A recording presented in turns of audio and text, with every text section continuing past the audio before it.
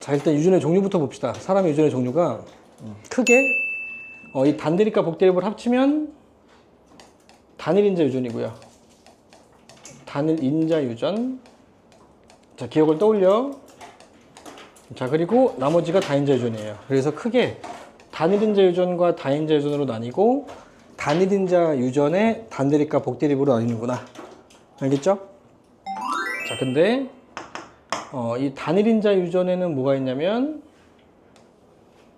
단일인자 유전의 정의가 뭐냐면 부모에게 각각 받은 한 쌍의 대립 유전자가 하나의 형질을 결정하는 게 바로 단일인자 유전이에요. 그러니까 부모들이 하나씩 준다는 거야. 엄마도 한 개 주고 아빠도 한 개 줘서 쌍을 이뤄서 이 한 쌍의 유전자가 하나의 형질을 결정한다. 맨델이 생각했던 거랑 똑같습니다. 한 쌍의 부모에게 각각 하나씩 받은 한 쌍의 대립 유전자가 유전자가 한 형질을 결정한다. 하나의 형질을 결정한다. 와, 그러니까 이 단대립과 복대립은 공통적으로 각각 한 형질당 한 쌍의 유전자가 존재한다는 거죠. 어떻게? 부모에게 각각 하나씩 받아서.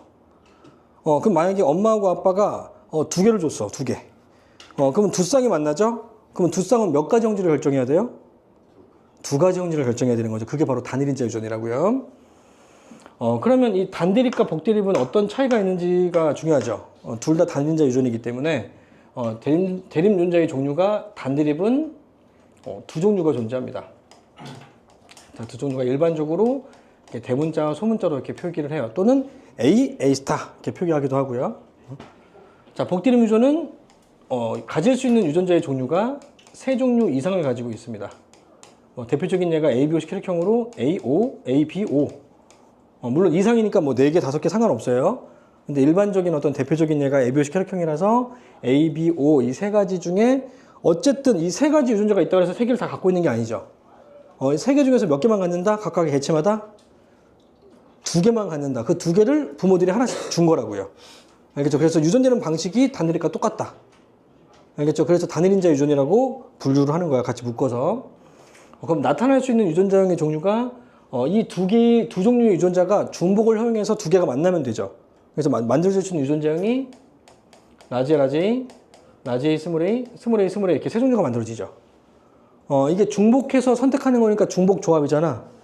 그래서 수학적인 기호로 나타내면 두 개 중에서 두 개를 선택하는 거죠.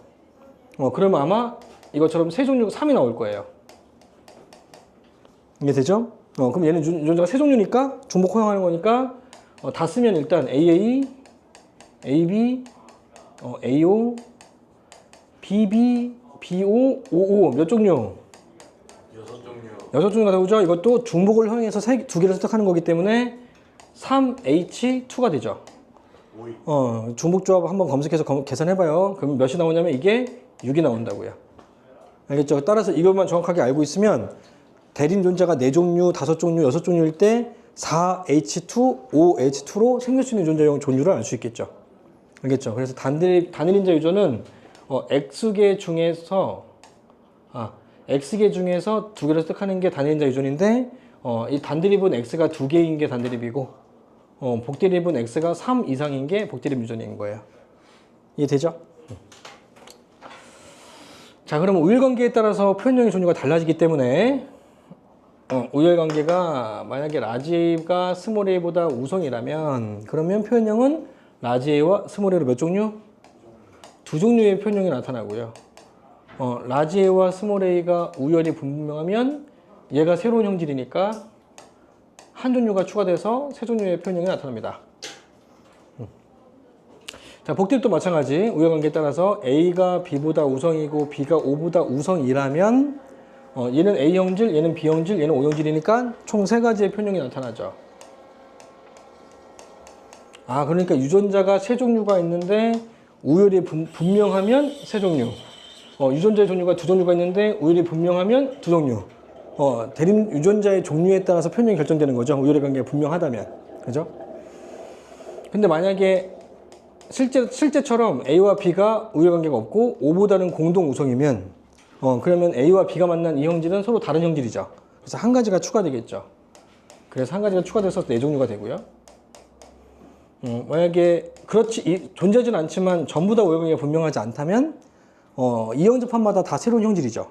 그러니까 얘도 새로운 현질, 새로운 현질, 새로운 현질이죠. 몇 가지가 추가? 세 가지가 추가되죠. 하나, 둘, 세 가지가 추가되는 거죠. 그래서 몇 종류? 6종류가 된다. 와, 이것만 딱 보더라도 단일인자 유전의 경우에는 뭐가 중요하다? 뭐가 중요하다? 우열관계에 따라서 표현형의 종류가 결정되기 때문에 우열관계에 대한 정의가 되게 중요하다. 알겠죠? 다 했어요. 그럼 내일 다시 올래? 몇 시에? 내일 7시 오기로 약속. 아, 오케이. 내일 7시에 와서 나머지 다 마무리하고 가. 오케이. 전 내일 2시. 아, 오케이. 가자. 응. 잘생겼지? 후배 잘생겼죠? 왜 이렇게 잘생겼니, 얘가?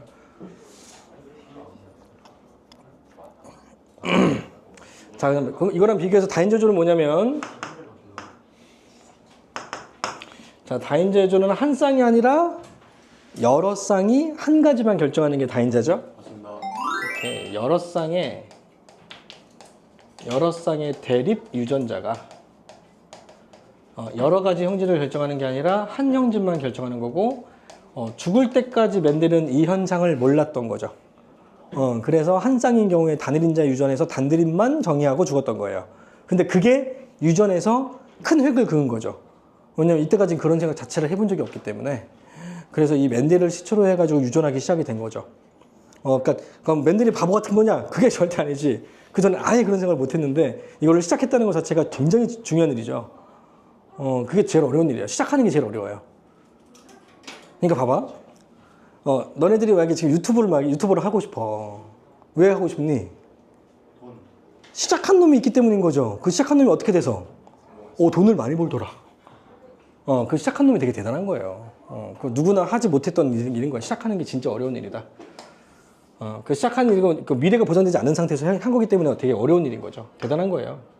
공부를 떠나서. 자, 그래서 다인자 유전자의 종류는 안 쓸 필요 없겠다. 이거는 같은 체계가 아니기 때문에 칸을 잘못 넣은 것 같고요. 이 특징을 여기다가 적어 놓으면 되겠다. 그래서 첫 번째, 여러 쌍이 한 가지 형질만 결정하다 보니까 나타나는 대립형질의 숫자가 많게 나타나, 다양하게 나타나죠. 이게 셀 수 없을 만큼 많죠.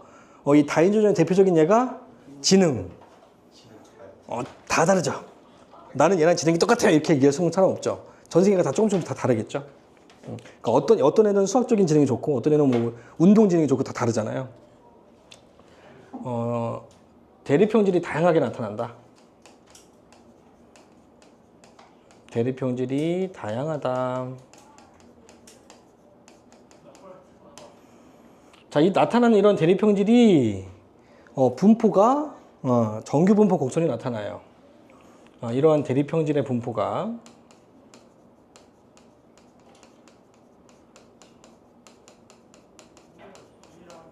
정규 분포 곡선의 변이가 나타난다.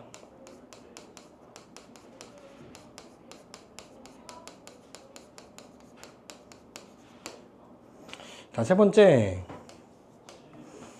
여러 쌍에 관여하다 보니까 우열관계를 구분할 수가 없겠죠. 왜냐하면 맨델이 정의한 거잖아. 우열관계는 이건 여러 쌍이기 때문에 맨델은 알 수 없는 현상이기 때문에 우열관계도 정의할 수 없습니다. 자, 우열관계 자체를 그냥 분석할 수가 없어요. 우열관계가 없다. 네 번째, 여러 쌍이 관여하다 보니까 한 쌍이 관여하는 단일인자 유전에 비해서 뭐 영향이 크다? 환경적인 영향을 많이 받는다. 단일인자 유전에 비해서 환경적인 영향이 크다.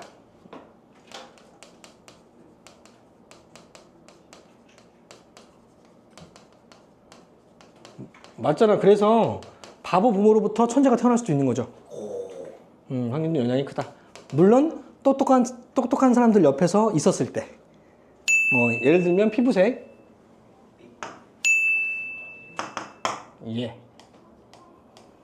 피부색 유전. 자, 이 피부색 유전이 결정되는 그런 과정이 첫 번째, 세 쌍의 대립 유전자가 피부색을 결정한다 치자. 원래 실제로는 되게 많아요. 6쌍, 7쌍 돼요. 아직까지도 밝히는 중이에요. 유전자가 피부색을 결정한다 치자. 자, 그러니까 여러 쌍이 한 가지 형질을 결정했으니까 다인자 유전은 맞죠?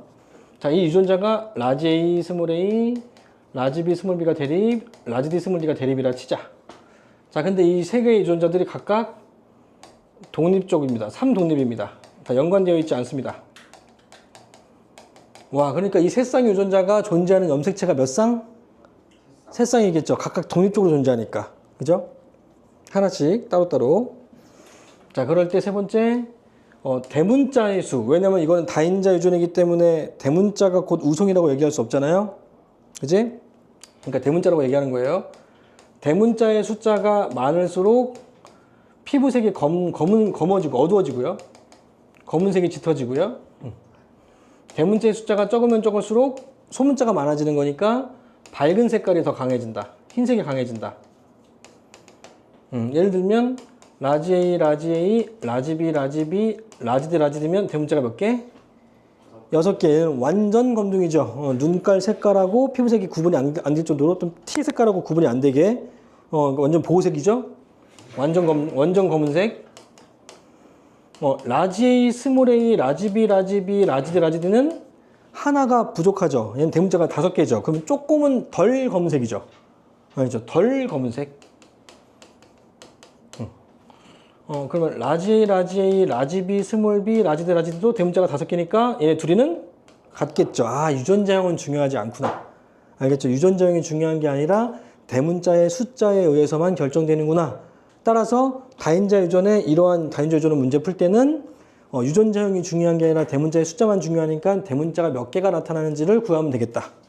알겠죠? 그래서 예를 들면 예제 문제 1번 라지 A, 스몰 A, 라지 B, 스몰 B, 라지 D, 스몰 D인 사람과 라지 A, 스몰 A, 라지 B, 스몰 B, 라지 D, 스몰 D인 사람이 교배했을 때 나오는 자손의 피부색의 종류는 몇 종류? 몇 개부터 몇 개까지? 7종류. 0개부터 6개까지 7종류가 만들어지죠. 다 이해되고 있죠? 자, 예제 두 번째.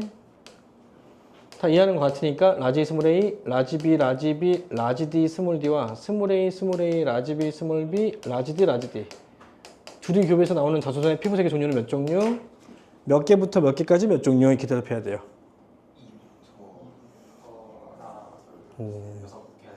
6개. 아니지. 7개지. 아니지.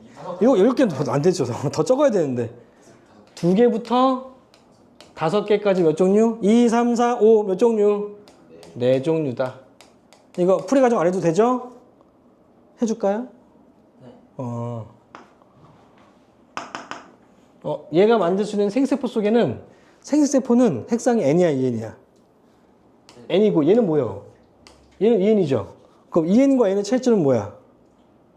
EN인 거는 상동이 모두 들어가 있다. N인 건 상동 중에서 하나만 준다죠.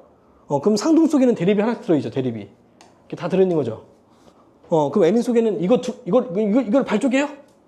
이걸 반쪽에 갖고 N 쪽에 줘버리면 라지 스몰에 라지비가 들어버리죠. 이게 아니라 아무거나 끊는 게 아니라 라지 스몰에를 끊어서 둘 중에 하나, 라지비 끊어서 둘 중에 하나, 라지디와 스몰 D 둘 중에 하나 끊어서 주니까 그러면 제일 적은 개수는 몇 개? 라지비는 무조건 주기 때문에 한 개부터. 맞죠? 그럼 제일 많이 주면 라지에 라지비 라지디니까 몇 개? 아, 생세포 속에 한 개부터 3개까지 주겠다. 그럼 얘는요? 아니죠. 라지디 라지디잖아요. 얘는 무조건 주잖아요. 한 개부터 2개까지 합치면 최소값 더하면 2, 최대값 더하면 5. 이거를 머릿속으로 한 거야. 알겠죠? 근데 이게 머릿속으로 한다는 것 자체는 정리가 된 거기 때문에 좀 더 빠르고 정확해져.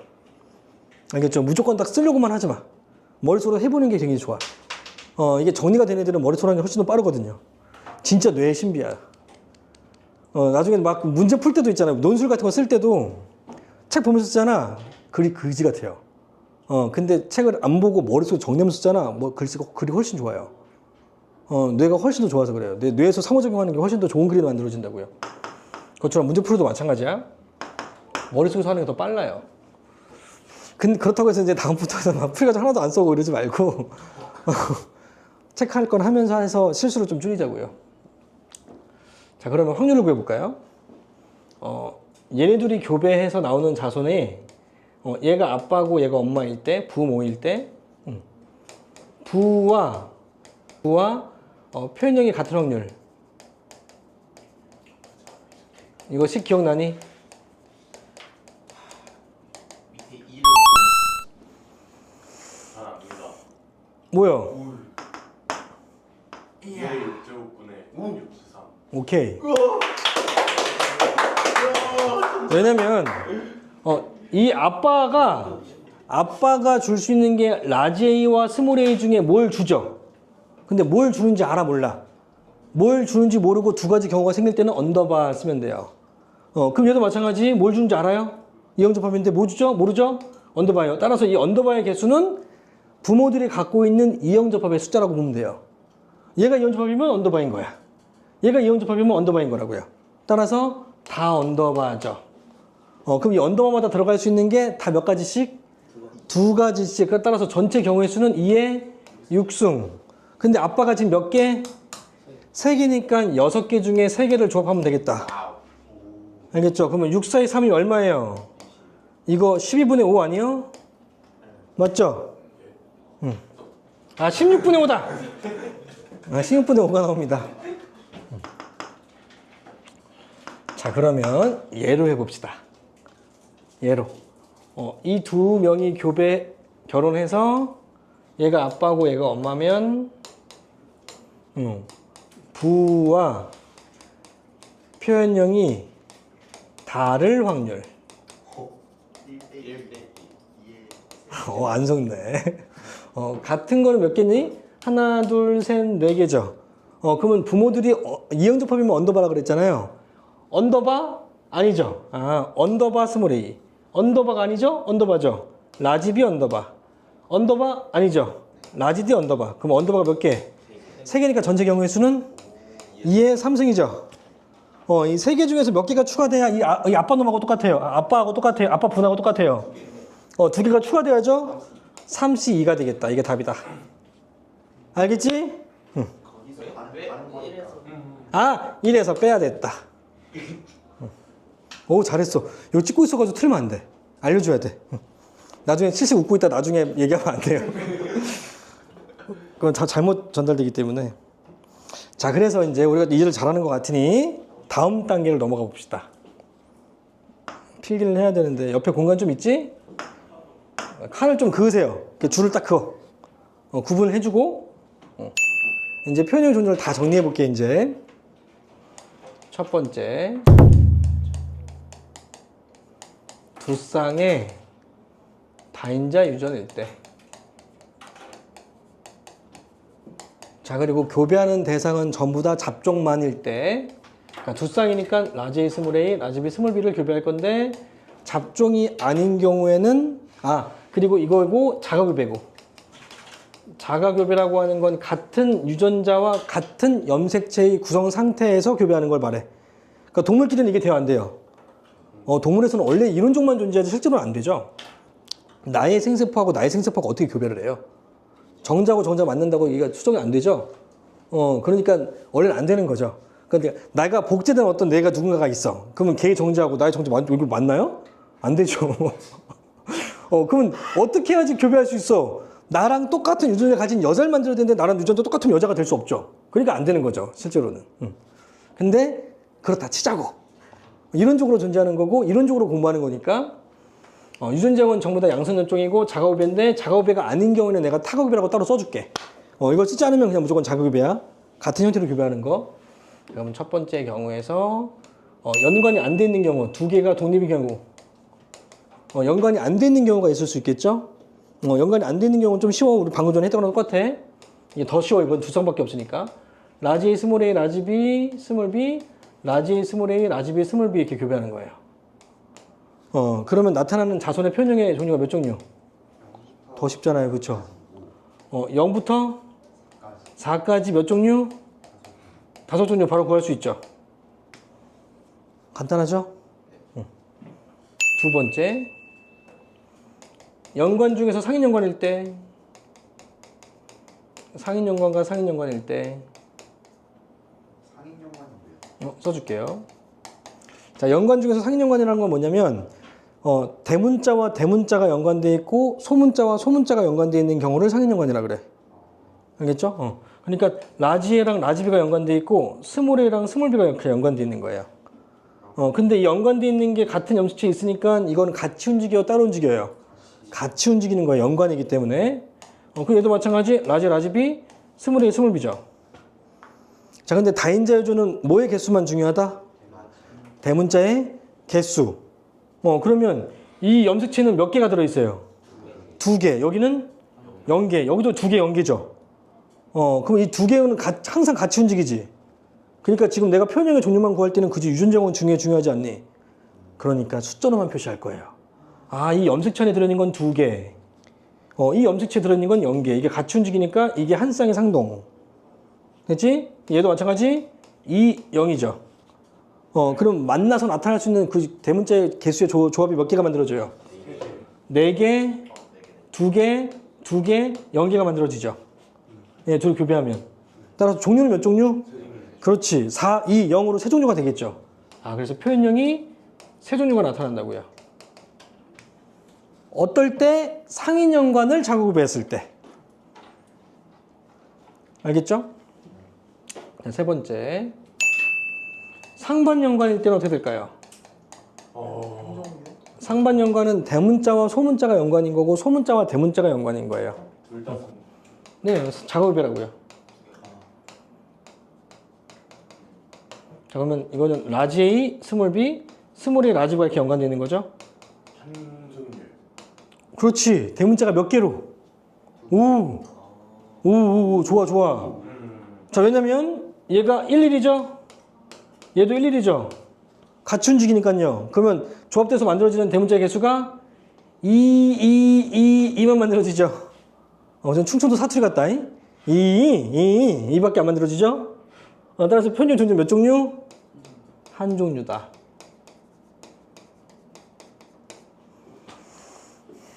장모님이 충청도 분이시라서 이를 많이 쓰셔. 나도 그래서 따라하더라고. 확 선생님의 어머니. 그 다음에 이제 어떤 그 표현형이 또 궁금하니? 상반 상인. 그렇지. 이건 안 궁금해요? 독립인 거랑 상인이랑. 뭘 또 아야? 그럴 수가 없죠. 알겠죠? 그렇죠. 왜냐면 같은 종이라면 연관 상태는 같아야 돼요. 얘가 연관돼 있으면 얘도 연관돼 있어야 돼요. 얘가 독립이고 얘가 연관될 수는 없어요. 알겠죠? 그럼 다른 종이에요. 알겠죠? 연관 상태, 아이유가 연관되어 있는 건 나도 다 연관되어 있는 거예요. 왜냐면 얘가 연관되는데 얘가 연관 안 돼 있어요. 그럼 교배 가능해요? 그럼 교배가 불가능하지. 교배가 가능해서 아기를 낳을 수 있는 그 조건이 바로 같은 종의 개념이야. 연관 상태가 다 같기 때문에 남자와 여자는 교배가 가능한 거예요. 그래서 같은 종이라고 얘기하는 거라고요. 교배라고 하는 날 너무 이상하게 듣지 마. 알았지? 개념적으로 얘기하는 거야. 뭐 머릿속에서 이상한 상상하지 말라고요.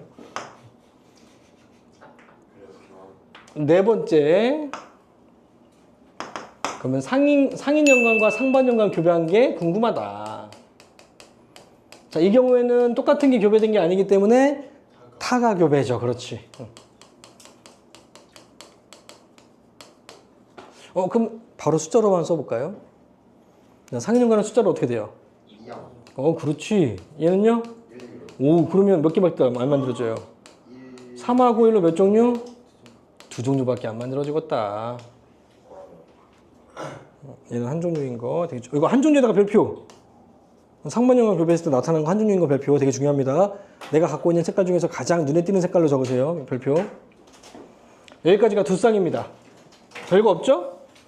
너무 쉽습니다. 너무 집중이지. 좀 어려워야 되는데. 자, 그 다음에 두 번째 세 쌍의 다인자.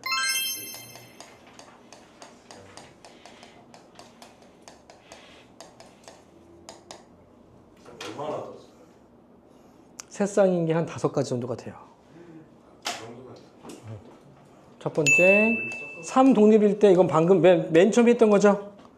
연관이 안 돼 있는 거. 뭐 라지 A, 스몰 A, 라지 B, 스몰 B, 라지 D, 스몰 D랑 라지 A 스몰 a, 라지 B 스몰 b, 라지 D 스몰 d입니다. 자, 그럼 나타난 표현이 몇 개부터 몇 개까지? 0부터 6까지. 그렇지. 0부터 6까지 7종류요. 7종류에다가 동그라미.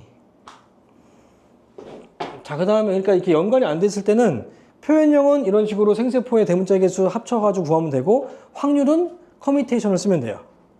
알겠죠? 그러니까 퍼넥트 삼각형으로 해가지고 교배할 필요가 없죠. 만약에 직접 교배하게 되면 몇 가지가 나와야 돼요? 이거 연관 안 돼 있을 때. 직접 교배하면 몇 가지, 전체 경우 수가 몇 가지예요? 아니죠. 얘하고 얘랑 교배하면 몇 가지가 나와? 아, 네 가지. 라지 A, 라지 A, 라지 A, 스몰 A 두 개, 스몰 A, 스몰 A 네 가지 나오죠. 이 네 가지 나온 거에서 얘랑 교배하면 또 몇 가지? 네 가지, 4, 4? 16. 16이 쫙 있겠죠. 16가지가. 또 얘랑 교배하면 네 가지 곱해줘야죠. 전체 몇 가지예요? 64가지가 나와요. 퍼넥트 삼각형 해가지고 그러니까 훨씬 더 오래 걸린다고요. 알겠죠? 이게 독립일수록 경우수가 많아지기 때문에 교배시키기가 더 어려워져. 그래서 실제로는 독립인 게 원래는 더 어려워. 내가 간단하게 푸는 방법 알려줘서 되게 쉬운 거지 교배시키는 건 진짜 어렵다, 복잡하다. 그래서 64가지를 다 계산해야 되니까. 자, 두 번째, 이연관 1독립일 때.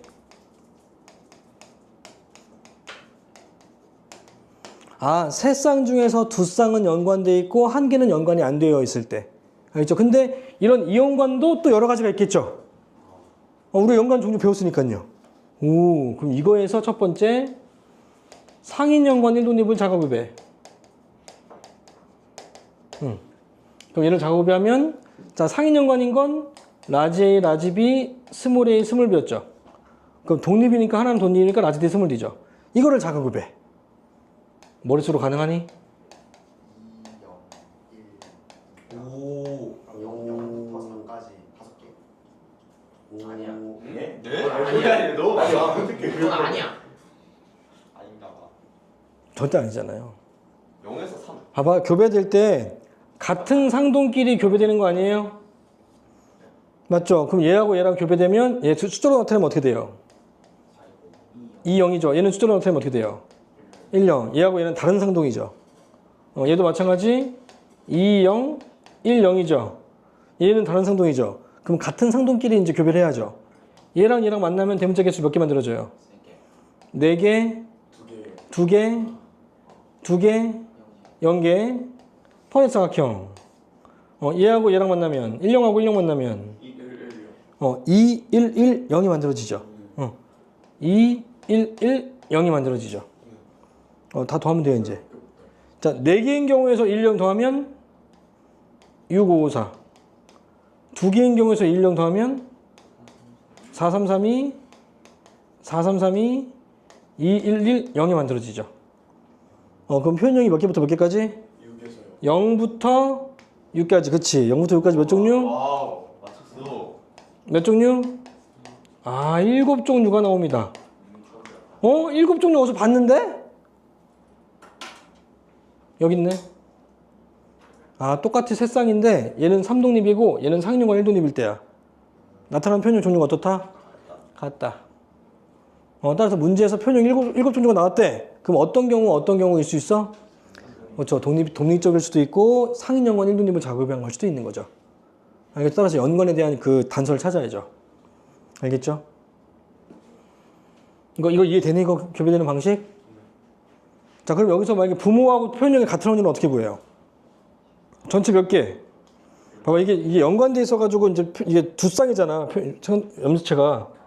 그럼 두 쌍이니까 교배되면 전체 경우수 몇 가지예요? 한 쌍일 때 몇 가지? 두 쌍일 때 몇 가지? 4. 그러면 4, 4? 16가지가 나오는 거죠. 16가지잖아, 이거.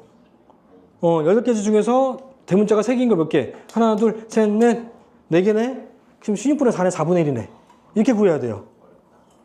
이거 컴비네이션 쓰기가 컴비네이션 쓰는 거를 계산하는 것보다 이렇게 퍼넥트 삼각형 그리는 게 더 빨라요. 왜? 연관일수록 경우수가 어떻게 되니까? 적어지니까. 연관일수록 경우수가 적어지기 때문에 직접 교배하는 게 더 빠르다. 알겠니? 이거 이해됐니? 이해 안 됐으면 다시 한번 해줘. 완벽합니다. 그럼 두 번째 경우 어떤 경우? 여기 이어서 두 번째. 그렇지. 아직 연관 늘리면 안 돼. 같은 종류 해야지. 자, 상반 연관 1독립인 경우도 해보자. 머릿속으로 이제 가능하지 않니?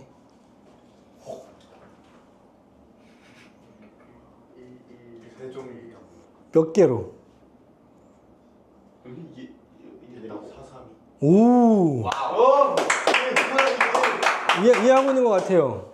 상반 연관은 라지 A 스몰 B, 스몰 A 라지 B, 라지 D 스몰 D고 작업이니까 똑같이 들어있죠? 이게 어떻게 머릿속으로 된 것 같냐면 얘하고 얘를 교배하면 이게 각각 한 개씩 들어있잖아요. 그럼 몇 개밖에 안 나와? 2밖에 안 나오죠. 그럼 얘하고 얘랑 교배하면 2, 1, 1, 0이죠. 그러니까 기찬이는 2에다가 2, 1, 0을 더했던 거죠. 그래서 4, 3, 3, 2가 나온다. 그래서 표현의 종류 몇 종류? 세 종류. 2, 3, 4로 세 종류가 나오겠다. 그럼 또 어떤 경우가 또 궁금하니? 상반 상. 그렇지. 부모가 한 명은 상인연관 1독립이고 다른 쪽 부모는 상반연관 1독립일 때. 자, 그럼 숫자로 나타내면 어떻게 돼요? 2영, 1영과 11, 10이요. 됐죠? 그러면 2영하고 11 만나면 대문자 개수 몇 개? 3하고 1이요. 10하고 10 만나면 그러면 대문 최대값 더하면 5, 최소값 더하면 1부터 5까지 다섯 종류 나오겠죠. 숫자 빠지는 거 없겠죠. 얘가 한 개씩 내리차순이니까. 그지? 그러니까 다 쓰면 5, 4, 4, 3, 3, 2, 1. 자, 그럼 부모와 표현형이 같을 확률은 8개 중에 몇 개? 2개. 따라서 4분의 1이겠다. 알겠죠? 이게 바로 세 쌍 중에서 이연관 1독립인 경우입니다. 마지막으로 3연관인 경우.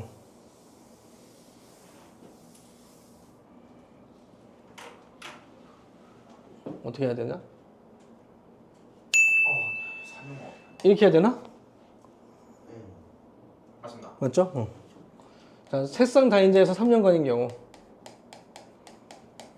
자, 이 3연관인 경우가 또 뭐가 있냐면 첫 번째 라지 A, 라지 B, 라지 D, 스몰 A, 스몰 B, 스몰 D가 있을 수 있겠죠. 그러면 하나의 음치 안에 전부 다 대문자만 있고 하나의 음치 전부 다 소문자만 있는 거. 자, 실제로 용어는 없지만 전부 다 상인연관 돼 있죠. 그래서 내 용어가 만든 건데 삼상인이라고 치자. 실제로 이런 용어는 없어요. 다른 데서 쓰지 마. 알겠죠? 그냥 구분하자고요. 그럼 얘를 작업을 시켜보자. 라지 A, 라지 B, 라지 D, 스몰 A, 스몰 B, 스몰 D. 자, 그럼 교배하면 나오는 대문자 개수 몇 개? 0, 3, 6. 그렇죠. 6개, 3개, 0개. 그죠? 앞에부터 더하면 6개, 6, 3, 3, 0이죠. 몇 종류? 세 종류. 그럼 어떤 경우도 또 궁금하니? 전부 다 상인이 아니라 하나는 뒤집어서 상반 연결하는 경우. 2상인, 1상반. 실제 이런 용어 있다 없다? 없다. 그냥 내가 구분하기 위해서 만든 거다. 단서 쓰지 말아라. 해석에서 이렇게 알려주던데 하지 말라고요. 이런 거 없습니다. 난 분명히 얘기했다. 없다고. 스몰 A, 스몰 B. 얘는 다른 거. 얘는 스몰 D, 여기는 라지 D. 알겠죠? 이거 자가급배. 그러면 대문자의 개수가 어떻게 돼요? 몇 개? 이 라인에는? 얘는? 오, 그럼 2하고 1인가 봐요. 그럼 만나면 나오는 대문자 개수는 4, 3, 3, 2. 그죠? 세 종류죠.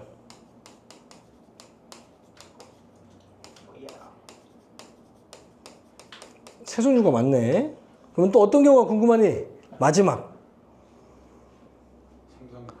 삼상인하고 삼상반은 어딨어? 이렇게 반대인데. 삼상인하고 이상인 1상반과 교배한 경우. 알겠죠? 타가 교배.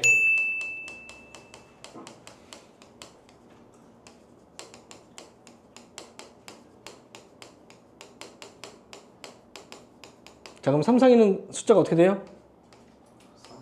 3, 0이고요. 이상인 1상반은 2, 1이죠. 그럼 나오는 대문자의 개수가 5, 4, 2, 1이죠. 몇 종류?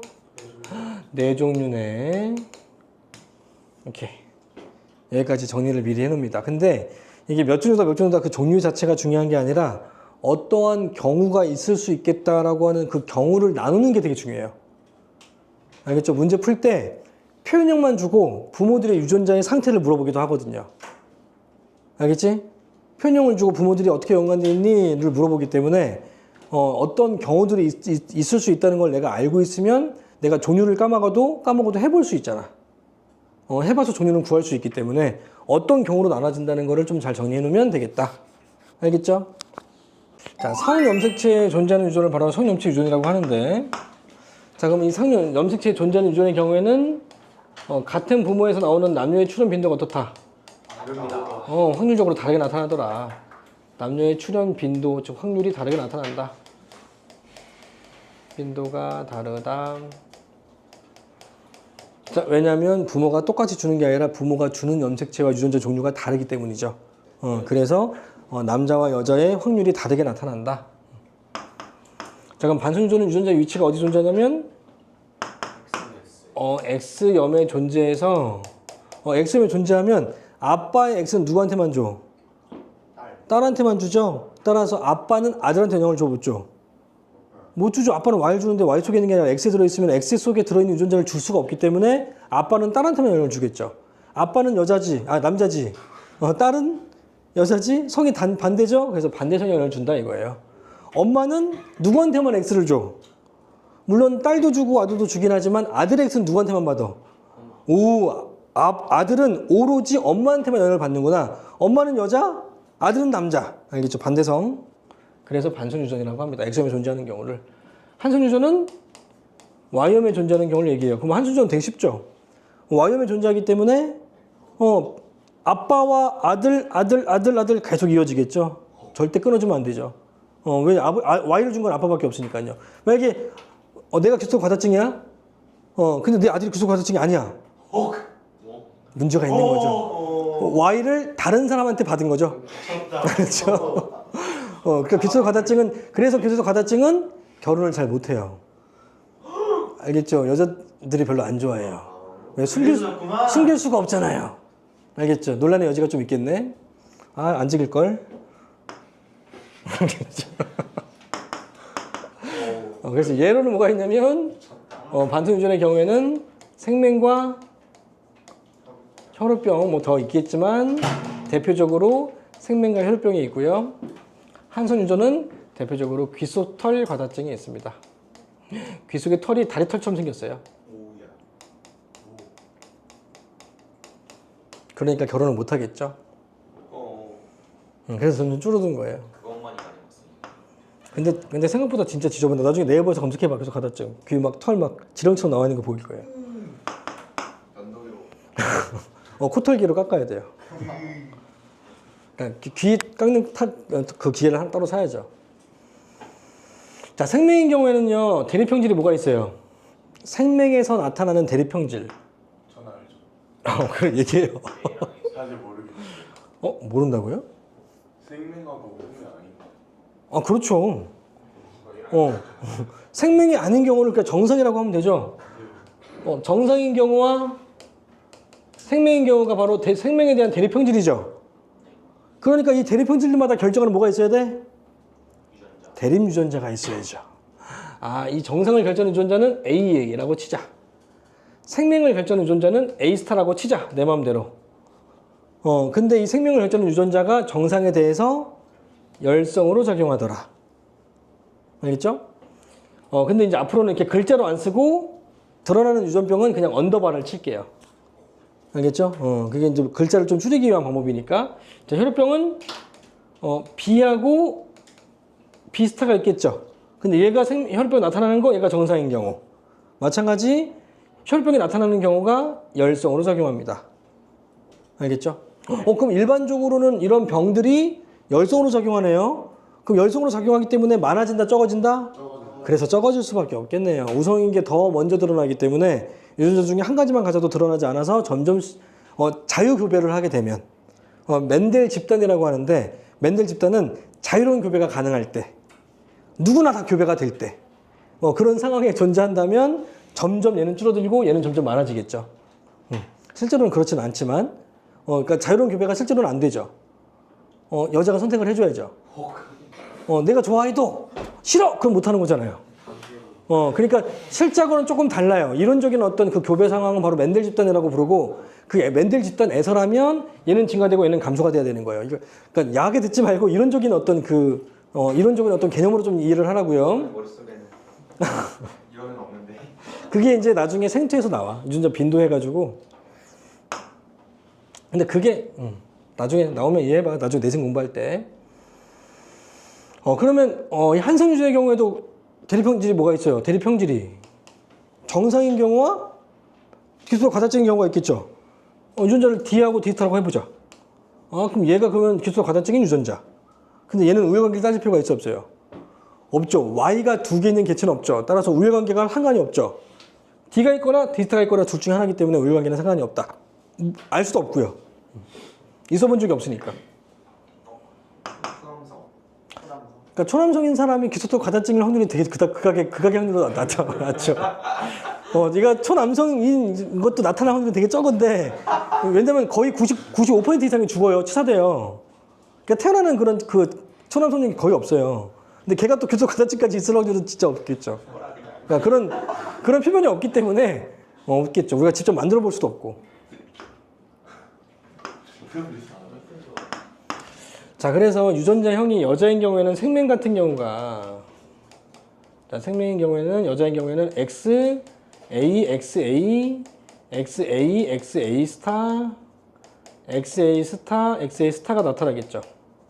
남자인 경우에는 XAY거나 XA 스타 Y거나 둘 중에 하나죠. 맞죠? 따라서 A가 있는 거는 A가 정상이고 우성으로 작용하니까 얘는 정상인 여자. A 스타 두 개 있는 경우에는 생명인 여자. A가 하나 있는 남자. 얘는 다른 게 없잖아요. 그럼 무조건 정상인 남자. A 스타 하나 있는 놈은 생명인 남자. 와, 그러니까 남자인 경우에는 가지고 있는 유전자가 곧 대립형질로 드러나죠. 하나밖에 없기 때문에 따라서 반son 유전이 쉽다. 알겠죠? 상륜체처럼 보인자가 존재하지 않으니까 남자는. 근데 여자인 경우에는 정상인 경우가 이거일 수도 있고 이거일 수도 있잖아요.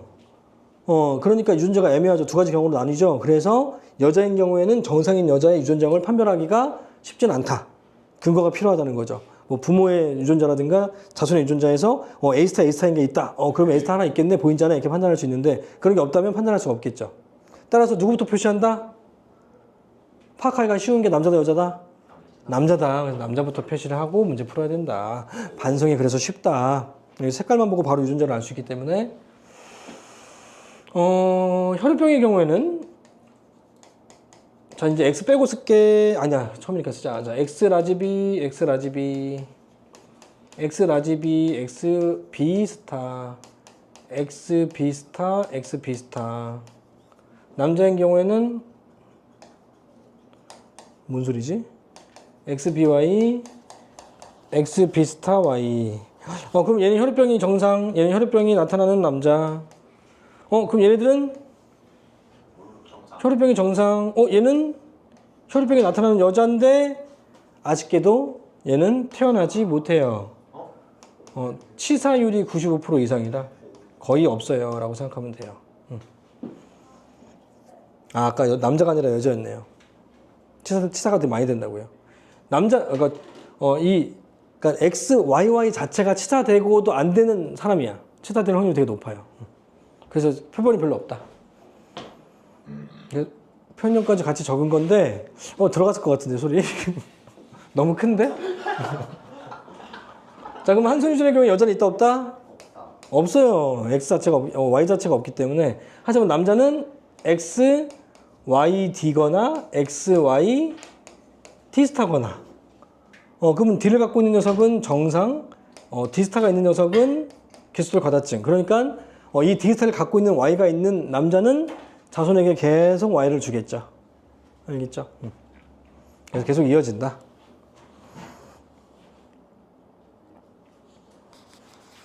넘어갑니다.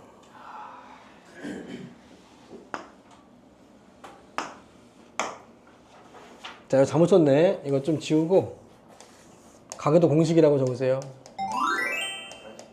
가계도 공식. 자, 우리 했던 거 잘 떠올려 봐요. 쉬워요. 첫 번째, 엄마하고 아빠가 정상인데 아들내미가 삐꾸예요. 그럼 뭘 할 수 있다? 상구. 다 잊어버렸구나. 상염색체 유전을 알 수 있습니다. 그냥 열성만 알 수 있다. 왜냐면 이 병 유전자가 누구한테 받은 거야? 그러니까 이러한 유전병에 대한 대립형질이 정상도 있고 병이 있는 거 아니에요? 병인 유전자를 언더바로 쳐보자. 맞죠? 정상인 경우하고 병인 경우가 있으니까 정상을 나타내는 유전자가 있을 거고 병을 나타내는 유전자가 있을 거라고요. 맞아요? 근데 병을 나타나게 하는 유전자를 누가 준 거야? 없다 갑자기 뿅 하고 나타나니? 아니죠. 누가 준 거요? 부모 중에 한 명 이상이 갖고 있었겠죠. 그러니까 준 거지. 하지만 갖고 있었지만 드러났어, 안 드러났어? 안 드러났으니까 병이 정상에 대해서 열성으로 작용하는구나 이렇게 이해할 수 있다고요. 그러니까 열성인 건 알 수 있다고요. 따라서 우영이가 이렇게 되는구나. 알겠죠? 열성인 걸 알고 있으니까 이렇게 쓸 수 있는 거라고요. 자, 그러면 얘가 이 유전자가 어디 있을 수도 있고 어디 있을 수도 있니? 그렇죠. 상에 있을 수도 있고 성에 있을 수도 있죠. 오, 해보죠 이거. 얘가 상에 있으면 해볼까요? 얘 유전자가 어떻게 돼요? 상에 있으면 A스타 A스타 아니요? 네. 그러면 부모들한테 하나씩 받은 거니까 얘도 A스타 있어야 되고 얘도 A스타 있으면 되죠. 근데 정상이니까 A도 하나 있으면 되네. 오, 맞네. 성립하네요. 아, 상일 때 성립한다.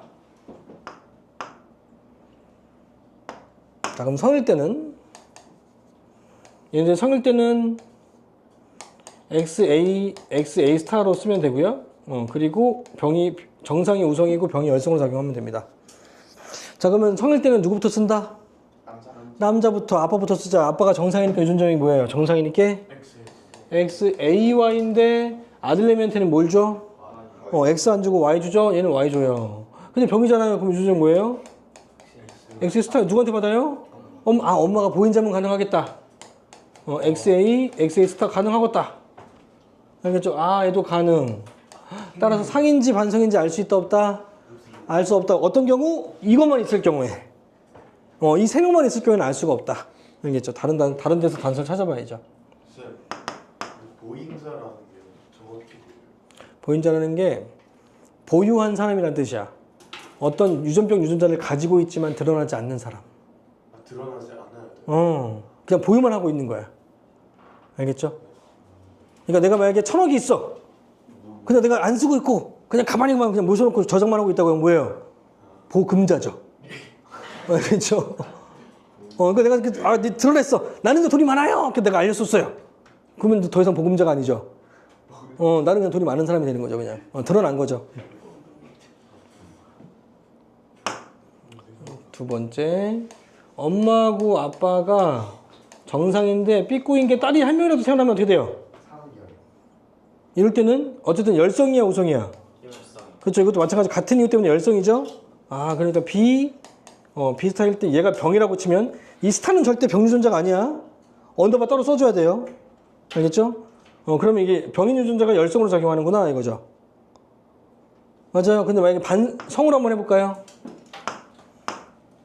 자, 이게 만약에 성이라면 그럼 아빠 유전자가 뭐예요? X? BY죠. 정상이니까. 안 되죠. 그러면 딸내미한테 뭐 줘야 돼?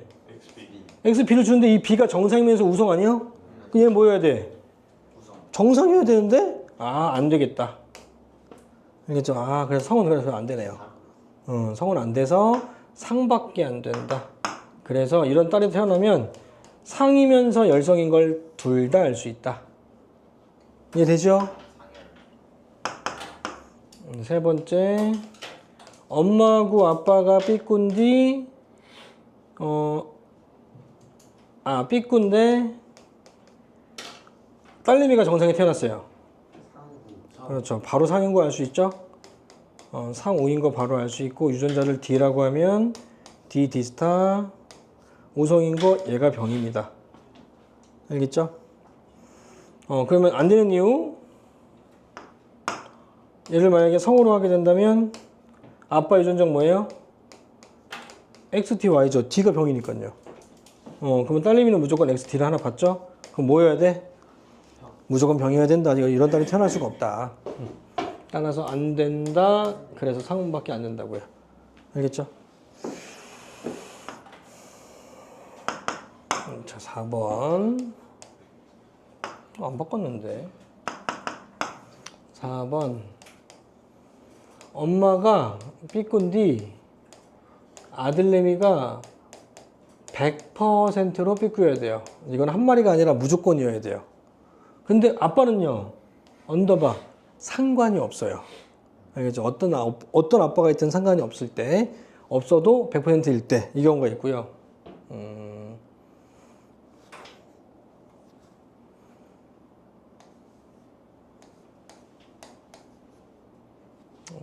다시 똑같이 할까?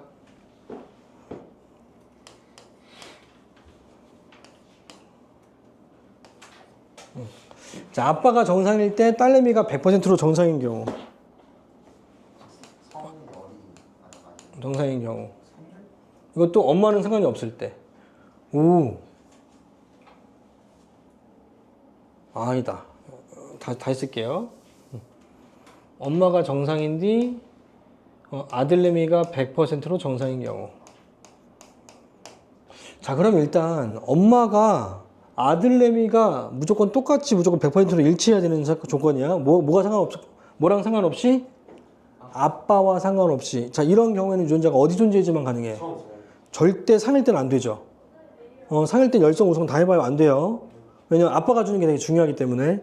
근데 아빠가 주는 건 상관없다는 얘기는 아빠는 안 주고 엄마만 준다는 얘기죠. 그래서 엄마가 주는 거에 의해서만 결정이 될 때 아들하고 엄마하고 아들은 일치하겠죠. 100%. 자, 이런 경우를 무슨 경우라고 하냐면 엄마가 아들하고 일치하는 경우, 즉 모자가 100% 일치하는 경우를 나눌 수 있겠다. 자, 그럼 아빠하고 딸도 한번 해보자. 아빠가 정상인데 딸내미가 100%로 정상이에요. 아빠가 병인데 딸내미가 100%로 병이에요. 자, 얘네 둘은요, 엄마하고 상관없이 아빠와 딸이 100% 일치해야 돼. 자, 이런 경우를 부녀 100% 일치하는 정도입니다. 자, 잘 생각해봐요. 외우는 게 아니에요. 잘 생각해봐요. 자, 아빠가 딸한테 줬을 때 100% 일치하려면 엄마가 주는 게 상관이 없어야지. 근데 이렇게 100% 일치하는 경우에는 상이 존재한다, 성이 존재한다?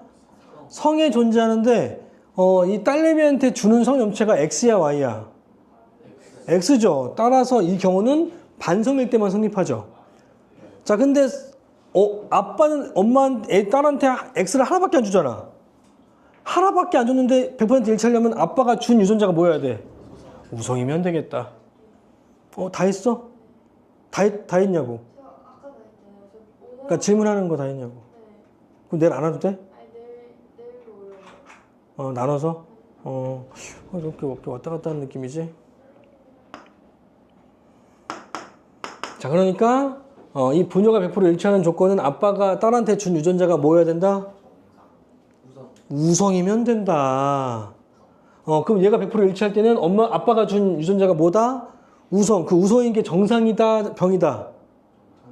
정상이 우성인 거다. 그러니까 병은 열성으로 작용하겠죠. 따라서 이건 언제 성립한다?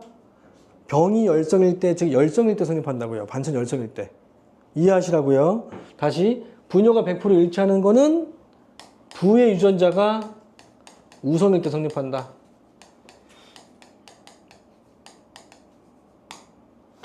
그러니까 정상으로 일치하는 경우에는 부의 정상 유전자가 우성이라는 거죠. 그럼 병은 열성이다. 따라서 반열일 때 성립하는 거다. 이해됐나요? 그럼 이 경우는요. 병으로 일치하네. 그럼 아빠가 준 병 유전자가 우성이네. 병이 우성이니까 반성이고 우성일 때다. 이해되나요? 다시 그러면 엄마하고 아들이 100% 일치하기 위한 조건은 뭘까요? 반열. 엄마가 아들한테 줄 때. 메뉴. 자, 그러니까 엄마가 한 종류가 있어야 돼, 두 종류가 있어야 돼. 유전자가. 하나. 그렇죠. 한 종류면 동형조합이어야죠. 근데 동형인데 우성 동형이면 돼, 안 돼? 안 되죠. 우성 동형이면 얘가 유전자형이 우성 두 개일 수도 있고 아니면 이형조합일 수도 있잖아요. 이런 경우에는 성립하지만 이런 경우에는 성립을 안 하죠. 그렇죠? 그러니까 이 병이 만약에 우성으로 작용한 경우라면 이 엄마가 가질 수 있는 유전자형이 라지알 수도 있고 라지알 스몰할 수도 있잖아. 그런데 이 경우 다 성립해야 되는데 이 경우에는 성립을 안 하잖아. 그러니까 100%가 안 되는 거죠. 알겠죠? 이런 발현됐을 때 어떤 그 나타날 수 있는 유전자에서 다 성립을 해야 되는데 우성일 때는 엄마가 헤테로가 가능하기 때문에 성립을 안 한다. 자, 그러니까 우성동형이어야 돼, 열성동형이어야 돼? 그래서 엄마가 열성만 가지고 있을 경우에만 100% 성립한다고요. 알겠죠? 그래서 이게 아니라 모의 유전자형이 열성 동형접합이어야 된다. 그러면 이제 우여곡절 알 수 있잖아요. 지금 병으로 일치했죠? 근데 이 병을 가지고 있는 이 엄마의 유전자형이 뭐다? 열성 순종이라고요. 알겠죠? 그래서 병이 열성으로 작용한다 이거죠. 그래서 반열일 때 성립합니다. 이해되나요? 그럼 얘는 정상일 때가 열성이니까 정상인 게 열성이니까 병은 우성일 때죠. 반우일 때 성립한다. 자, 근데 실제로 이렇게 100%인 걸 인정하기가 쉽다, 어렵다? 어렵다. 따라서 발레를 들어야 된다. 발레. 그 발레 춤 말고. 그래서 위아래로 나누면 위쪽은 반열이고 아래쪽은 반우잖아요. 내가 그래서 일부러 이렇게 책을 나눈 거야. 이렇게 나누면 여기는 모자고 여기는 부녀고 이렇게 나누면 여기는 반열이고 여기는 반우라고요. 알겠죠? 그러면 이게 반열이 아닌 걸로 계산할 때는 어떻게 되냐면 이러면 100%인데 100%면 반열인데 엄마가 병인데 한 명이라도 정상인 아들내미가 있으면 얘가 100%가 아니죠. 얘가 100%면 반열이니까 100%가 아니니까 반열이 아닌 걸로 풀어야 된다. 됐나요? 그럼 이건 어떤 경우? 아빠가 정상인데 삐꾸딸이 한 마리라도 있으면 얘가 100%가 아니니까 그러면 반열이 아니다로 풀면 된다. 얘는요, 엄마가 정상인데 아들내미가 한 명이라도 병인 게 있으면 얘가 100%가 아니니까 반우가 안 된다. 아빠가 삐꾼데 한 명이라도 정상인 딸내미가 있으면 마찬가지 100%가 아니기 때문에 반우가 안 된다로 풀면 되겠다. 됐나요? 자, 문제.